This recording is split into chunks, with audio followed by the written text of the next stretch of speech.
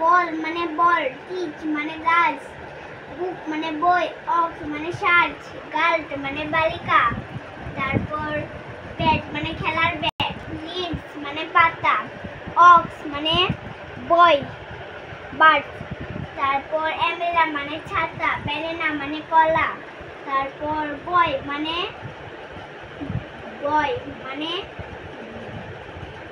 Bulb, তারপর D ও double L doll, doll মানে পুতুল, ফিশ মানে মাছ, এন্ড মানে ইঁদুর, তারপর হ্যাট মানে সাইপি টুপি।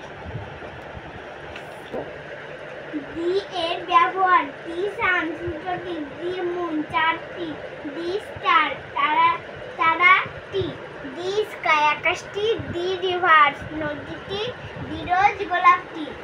দি সান সূর্যটি, দি মুন চাঁদটি, দি স্টার তারাটি, তারপর দি স্কাই আকাশটি, দি রিভার নদীটি, দি রোজ গোলাপটি।